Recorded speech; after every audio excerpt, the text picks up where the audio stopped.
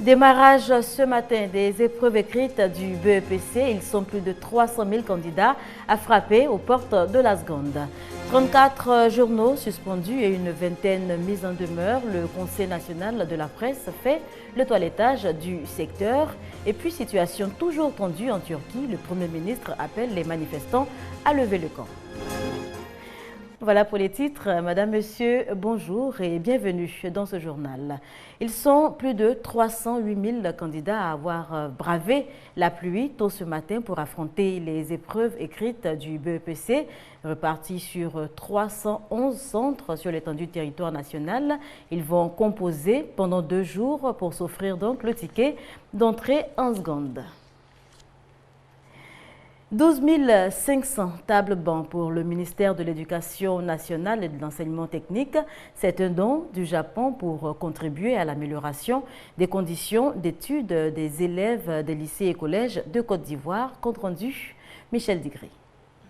12 500 tables-bancs au profit de 25 000 élèves de 195 établissements scolaires de Côte d'Ivoire. Ce don du Japon s'élève à 500 millions de francs CFA, une contribution pour réduire le déficit en mobilier scolaire, une plaie du système éducatif ivoirien. Lors du séminaire d'évaluation à mi-parcours avec nos directeurs régionaux qui s'est déroulé au mois de mars 2013, la question du nombre insuffisant de tables-bancs est apparue comme le dénominateur commun, un mal quasiment endémique dans la majorité de nos régions. En dépit de nombreux efforts déployés pour inverser durablement la tendance, grâce à des actions gouvernementales de grande envergure et l'appui de certains partenaires au développement. Pour l'ambassadeur du Japon, cet acte de solidarité à l'égard de la Côte d'Ivoire vise à améliorer les conditions scolaires des élèves. Les enfants représentent l'avenir d'un pays. Il est donc de notre devoir de leur assurer une bonne éducation et de les faire évoluer dans un bon environnement éducatif afin de permettre leur épanouissement. Le Japon, nouveau voisin du ministère de l'Éducation nationale et de l'enseignement technique, s'est engagé à œuvrer pour rendre le système éducatif ivoirien beaucoup plus compétitif. Voilà, un don qui certainement contribuera à améliorer les conditions de travail des candidats au BEPC qui composent donc depuis ce matin. 34 entreprises de presse suspendues et une vingtaine mises en demeure par le CNP, le Conseil national de presse, pour non-respect de la loi portant régime juridique de la presse. Il s'agit pour le CNP d'assainir le secteur, valoriser les métiers de journalistes professionnels et de professionnels de la communication. Seulement 9 entreprises à ce jour peuvent se targuer d'être en règle vis-à-vis de la loi. Ami Konga. 34 entreprises de presse suspendues, le CNP frappe pour redresser la presse écrite ivoirienne. Ces entreprises ne respectent pas les critères légaux fixés par l'organe de régulation de la presse écrite. Les patrons de presse ont été interpellés sur le respect de cette décision. Sinon, le procureur de la République sera saisi. Sur la soixantaine d'entreprises évaluées, seulement 9 remplissent les indicateurs fixés par le Conseil national de la presse. Une vingtaine d'entreprises mises en demeure, une décision prise par le collège des 12 conseillers du CNP, et ce, pour donner à la Côte d'Ivoire une presse de qualité plus crédible, selon Raphaël Lacoué.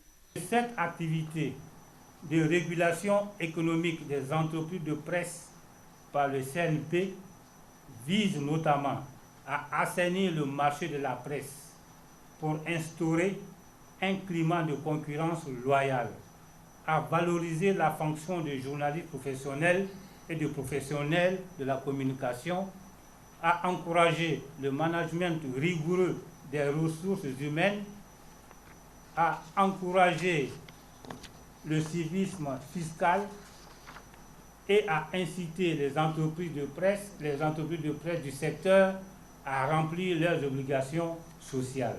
Et il n'est plus question d'être rédacteur en chef adjoint ou même secrétaire général de rédaction sans la carte professionnelle de journaliste. Et les journalistes professionnels devraient avoir un salaire qui reflète leur niveau. Les entreprises de presse mises en demeure ont 15 jours pour apporter des preuves et débouter ce qui leur est reproché. Le prix Félix Houphouët-Boigny pour la recherche de la paix a été décerné cette année, vous le savez, au président français François Hollande, à l'appui un montant de 150 000 $, soit 74 287 000 francs CFA. Eh bien, l'heureux bénéficiaire a décidé de mettre la moitié de cette somme à la disposition du réseau Paix et Sécurité des femmes de l'espace CEDEAO. Et les membres de ce réseau lui expriment tout naturellement leur gratitude. Grâce Kando. Le président français François Hollande a été honoré le 5 juin dernier à Paris. Il a reçu le prix Félix Houphouët-Boigny pour la recherche de la paix pour ses actions en faveur de la stabilité au Mali. Le prix était accompagné de 150 000 $ américains que le lauréat met à la disposition de 2 organisations de la société civile malienne. Une action fortement appréciée des Ivoiriens. Il reçoit un prix, il offre, il fait cadeau de son prix aux Maliens qui souffrent. C'est ce qu'en principe tout le monde devait faire.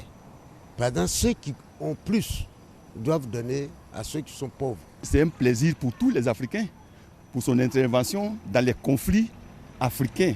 Un geste louable, il faut le remercier. Lui, il a reçu, mais en même temps, il décerne ce don à d'autres personnes. Vraiment, c'est magnifique, c'est très bon de sa part. La somme allouée par le président français aux organisations maliennes va aussi profiter au réseau Paix et Sécurité des femmes dans l'espace CEDEAO.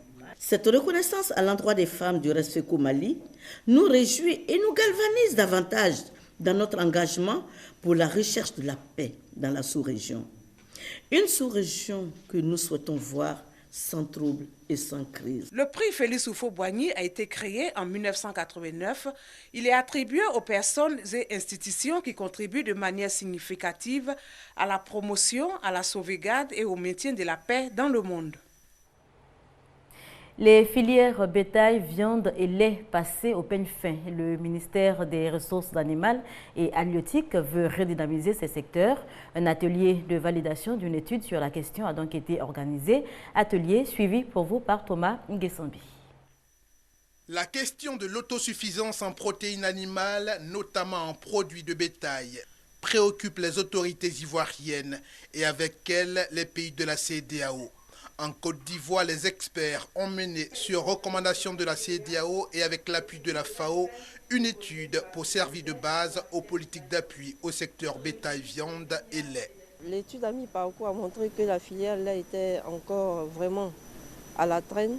Donc il fallait que nous établissions un plan d'investissement pour cette filière lait et aussi un plan pour la filière bétail, viande pour les réorganiser, comme je dis, pour que tous les maillons des filières agissent pour que chacun puisse tenir compte des besoins des autres maillons pour que la filière soit développée et que l'élevage se développe en Côte d'Ivoire. Le ministère des Ressources animales et halieutiques, qui a réussi la redynamisation du secteur avicole, veut également réussir cet autre pari.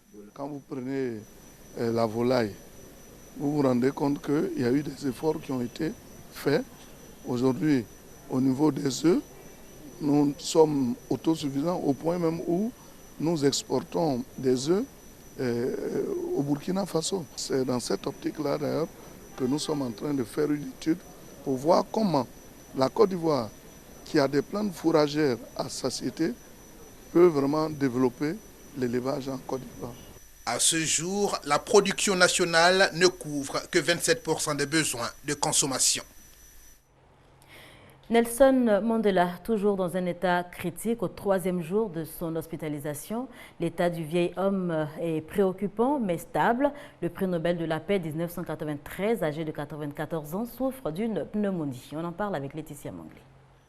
Le père de la nation arc-en-ciel va mal. Nelson Rolihlahla Mandela est hospitalisé depuis vendredi dernier pour la 4e fois en 6 mois. Il serait toujours dans un état de santé grave, selon des sources de la présidence sud-africaine. Il avait été admis dans la nuit du vendredi à samedi dernier aux urgences d'un hôpital de Pretoria avec comme motif d'hospitalisation une pneumonie. Les dernières images du premier président noir sud-africain datent du 29 avril 2013.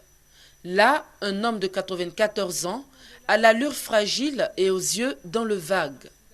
Les Sud-Africains, eux, multiplient séances de prière et intercession pour le rétablissement de Tata le Père, comme il l'appelle affectueusement. Nelson Mandela a été président de l'Afrique du Sud de 1994 à 1999. Symbole de l'apartheid et de la lutte contre la ségrégation raciale, l'homme aura passé 27 années de sa vie en prison et condamné à des travaux forcés à perpétuité. Prix Nobel de la paix en 1993, Mandela, ce père de 5 enfants et grand-père de 17 petits-enfants, se bat aujourd'hui pour sauver sa vie. 300 magasins partis en fumée et de nombreux dégâts matériels dans un incendie au Cameroun. Les commerçants dénoncent la récurrence des incendies au marché de Douala. Une enquête est donc en cours pour situer les responsabilités. Il était 15h30 dimanche lorsque le feu s'est déclaré au grand marché Congo de Douala. L'incendie s'est très vite propagé. Les pompiers ont eu toutes les peines à venir à bout des flammes, notamment en raison des vents qui soufflaient sur la ville. Tout est allé très vite. L'incendie a détruit plus de 300 boutiques. Il y a un couloir où on vend les tables de bureau. Il y a aussi des machines. C'est là où le feu, d'après moi, c'est là où le feu a commencé. On s'est donc débattu à sortir les quelques tables de bureau et directement on s'est attaqué à un autre magasin où il y a des mousses. Les mousses, les matelas. C'est après ce magasin donc que le feu a envahi tout ce que vous voyez là, tout le marché. Il y a un an, un feu avait déjà détruit une grande partie du marché. Mais ici, les incendies sont récurrents et les commerçants n'en peuvent plus. Cette femme est désespérée, elle venait juste de racheter sa boutique à crédit. Chaque commerçant a fait son possible pour sauver quelques marchandises. Ils ont beaucoup perdu et attendent maintenant un geste du gouvernement. C'est un désarroi pour tout le marché. Peut-être à la suite, le gouvernement pourrait prendre plus de résolutions. Parce que toutes les fois, c'est comme ça. Recommencement. La police anti-émeute a été déployée pour sécuriser le quartier. Plusieurs personnes ont été interpellées. Elles sont soupçonnées d'avoir subtilisé de la marchandise dans les boutiques en flammes. Une enquête a été ouverte. Ces dernières années, le mauvais état des installations électriques a été mis en cause, mais aussi le retour brutal de l'électricité après les périodes de délestage. Vive tension au Liban après la mort d'un jeune manifestant contre la participation du Hezbollah dans la crise syrienne. La tension monte encore au Liban avec la mort dimanche d'un jeune Libanais qui manifestait contre la participation du Hezbollah dans le conflit syrien. Il a été tué ici par balle devant l'ambassade d'Iran à Beyrouth. Une bagarre a éclaté, mais les circonstances de sa mort restent floues. Parallèlement, une autre manifestation a rassemblé une centaine de personnes dans le centre-ville, également contre le Hezbollah. Les forces de sécurité avaient été déployées en nombre pour éviter des troubles.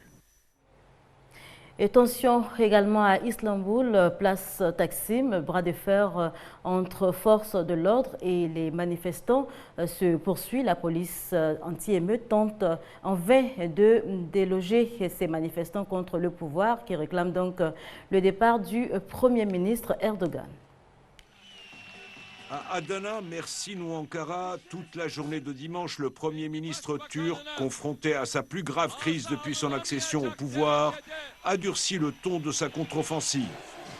Multipliant les apparitions et les discours en milieu partisan, il a lancé une mise en garde à ceux qu'il qualifie de vandales, pilleurs ou comploteurs, et ceux qui les soutiennent. Nous avons été patients, nous serons patients, mais la patience a des limites. Un ton qui ne semble pas avoir impressionné la contestation, car le soir même, les échauffourées reprenaient de plus belle entre manifestants et forces de l'ordre, dans la capitale Ankara comme à Istanbul. Lundi matin, au 11e jour de leur mouvement, les campeurs du parc Kougoulou à Ankara faisaient de la résistance passive aux policiers venus démanteler leurs installations. Nous sommes des citoyens et nous avons le droit d'être là dans le parc Kougoulou. Tout le monde soutient notre présence ici. C'est notre droit et c'est pourquoi nous sommes là. Droit et liberté sont en effet les maîtres mots que la contestation oppose à ce qu'elle estime être la dérive autoritaire de Recep Erdogan et ses tentatives d'islamisation à marche forcée d'une société laïque depuis Atatürk. Nous ne voulons pas qu'il interfère dans nos choix du nombre d'enfants, notre droit à l'avortement ou notre droit à boire de l'alcool. Nous sommes déterminés, nous rejetons ces accusations. Je n'appartiens à aucune organisation terroriste, nous sommes des enfants de Mustafa Kemal Atatürk.